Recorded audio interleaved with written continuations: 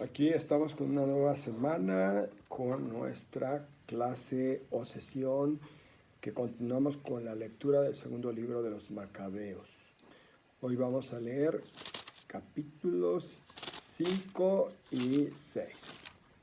De una vez sepan que tiene 15 capítulos. Por lo tanto, vamos a estar terminando esta semana, si Dios nos lo permite. Bien, los capítulos son un poco más largos, por ese motivo solamente doy lectura a 2 capítulos. Bien, vamos a orar pidiendo la intercesión de la Virgen María. Ruega por nosotros, Santa Madre de Dios, para que seamos dignos de alcanzar las benditas gracias y promesas de nuestro Señor Jesucristo. Amén. Capítulo 5, segundo libro de los Macabeos. Por aquel tiempo Antíoco preparaba su segunda expedición a Egipto. Ocurrió que casi durante 40 días aparecieron por toda la ciudad jinetes galopando por el aire con vestiduras de oro y escuadrones de tropas armadas con las espadas desenvainadas, compañías de caballería en formación, ataques y cargas por ambas partes, escudos que se agitaban, bosques de lanzas, disparos de flechas, fulgor de armaduras de oro y corazas de todo tipo. Y así todos pedían que aquella aparición fuera de buen augurio. Se corrió el falso rumor de que había muerto Antíoco y Jasón con 1000 hombres por lo menos.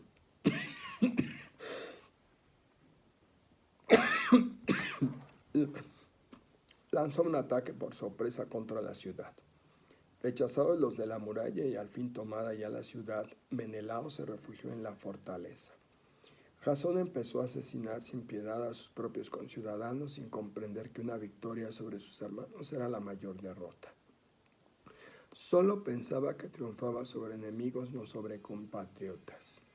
Pero no logró el mando y al final, afrentado por su traición, marchó nuevamente fugitivo hacia el territorio amonita. Su malvado proceder tuvo este desenlace: encarcelado por Aretas, rey de los árabes, huyendo de ciudad en ciudad, perseguido por todos, aborrecido como transgresor de las leyes, detestado como verdugo de la patria y de los ciudadanos. Fue arrojado a Egipto y el que había desterrado a muchos murió en tierra extranjera, después de navegar rumbo a Esparta esperando obtener protección por los lazos de familia. Al que dejó a tantos insepultos, nadie lo lloró, ni tuvo funerales, ni sitio en la sepultura familiar. Cuando llegó a oídos del rey la noticia de lo sucedido, pensó que Judá intentaba sublevarse. Por eso, hecho una fiera, emprendió viaje desde Egipto y tomó la ciudad por las armas. Ordenó a los soldados degollar sin piedad a los que encontraran y matar a los que se refugiasen en las casas. Fue un asesinato en masa de jóvenes y viejos, un exterminio de muchachos, mujeres y niños, una matanza de muchachas y chiquillos. En aquellos 3 días perecieron 80,000, 40,000 asesinados y otros tantos vendidos como esclavos. Y no satisfecho con eso, se atrevió a entrar en el templo más santo de toda la tierra, guiado por Menelao, hecho un traidor de las leyes y la patria. Y tomó el ajuar sagrado con sus manos acrílegas y arrebató con sus manos profanas las ofrendas depositadas por otros reyes para engrandecimiento, gloria y honor del santo lugar. Antíoco se ensoberbeció en su interior sin darse cuenta de que el Señor se había irritado por un poco tiempo a causa de los pecados cometidos por los habitantes de la ciudad y que a eso se debía su indiferencia por el lugar santo. Pero si ellos no se hubieran dejado dominar por tantos pecados, Antíoco habría sido castigado nada más llegar y se habría visto obligado a desistir de su atrevimiento, como Heliodoro, el enviado por el rey Seleuco para inventariar el tesoro. Pero el Señor no eligió al pueblo para el lugar santo, sino al lugar santo para el pueblo. Y por eso el mismo lugar santo que compartió las desgracias del pueblo participó después de su fortuna. Y el que estuvo abandonado mientras duró la ira del Todopoderoso fue reconstruido con todo esplendor en la reconciliación del Señor Supremo. Así que Antíoco se llevó unos 150,000 kilos de plata del templo y se marchó urgentemente a Antioquía, creyendo en su insolencia y arrogancia que podría ser navegable la tierra y transitable el mar. Dejó unos funcionarios que maltrataran a nuestra raza. En Jerusalén a Felipe, frigio de nacimiento y de carácter más salvaje que el que le dio el cargo.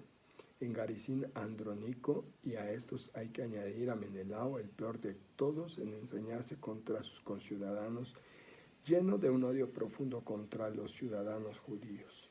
Antíoco envió a Polonio, jefe de los mercenarios de Misia, con un ejército de 22,000 hombres, y la orden de asesinar a todos los adultos y vender a las mujeres y a los niños.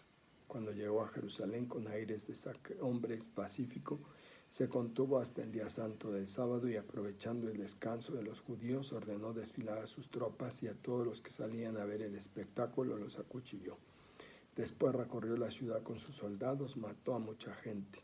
Mientras tanto, Judas el Macabeo se retiró al desierto con 9 hombres, viviendo con sus compañeros por los montes como los animales salvajes, sin comer nada más que hierbas para no incurrir en ninguna impureza. Hasta aquí el capítulo 5, continuamos con el capítulo 6. Poco tiempo después el rey envió a un senador ateniense para que obligara a los judíos a abandonar las costumbres tradicionales y a no gobernarse por la ley de Dios. Tenía orden de profanar el templo de Jerusalén y dedicarlo a Júpiter olímpico y dedicar el de Garicín a Júpiter hospitalario, siguiendo la práctica de los habitantes del lugar. El avance del mal resultaba molesto e insoportable aún para la masa del pueblo.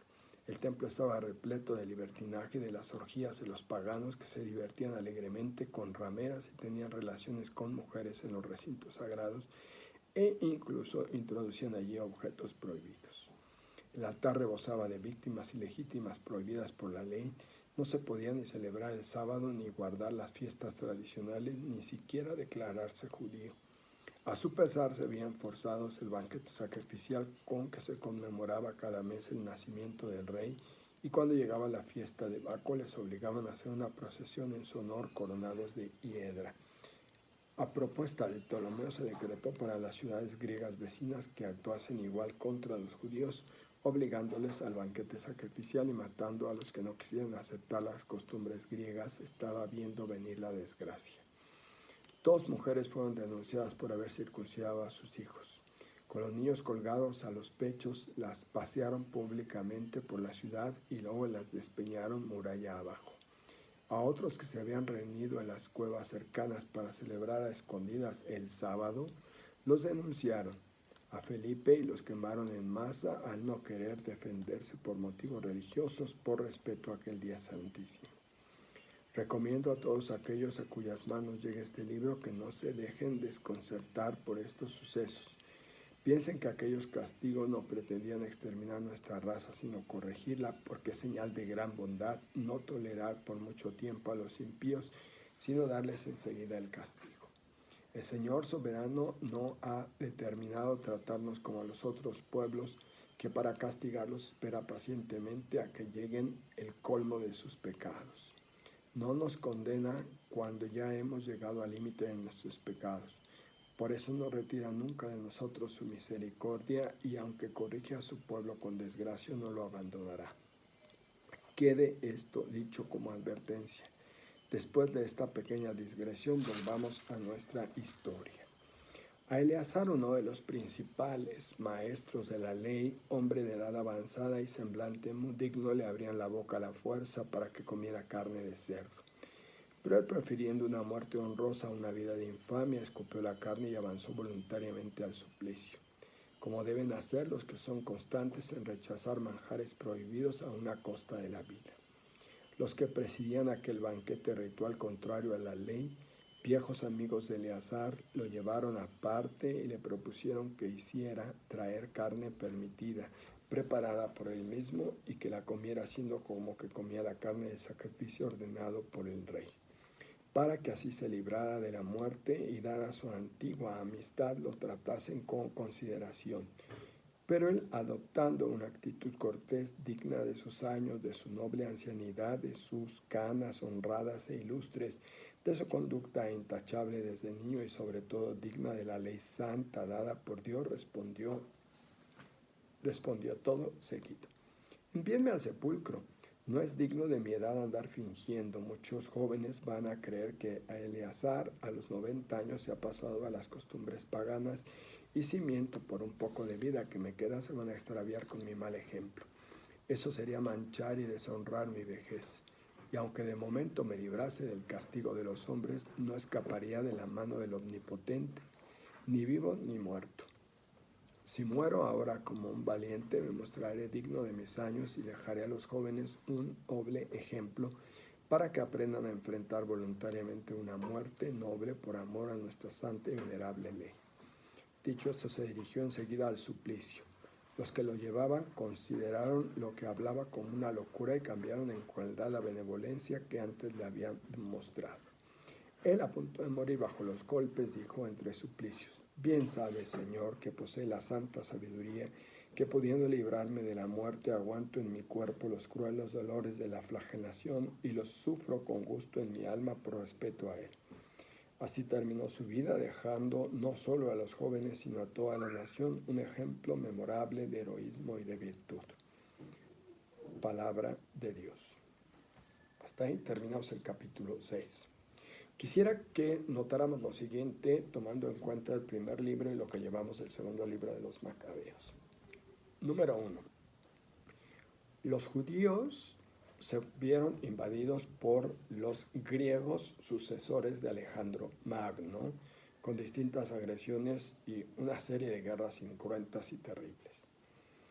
Luego tenemos una clase sacerdotal vergonzosa que se vendía al mejor postor y que expuso al pueblo a todo tipo de sufrimientos. Los macabeos hicieron un acuerdo con los romanos para hacer un protectorado romano, etcétera, etcétera. Y ahora tenemos estos problemas entre los reyes de Egipto, los antíocos y los macabeos. Y las lecturas que ahora estamos haciendo son las que litúrgicamente vamos escuchando dentro de algún tiempo en la liturgia eucarística. Pero yo no quisiera que olvidaran lo anterior. Además, tengan en cuenta que demostraron que entre los espartanos y los judíos había la misma sangre, porque su ascendente más importante era Abraham. Muchas gracias. Aquí seguimos nuestro primer día de esta semana.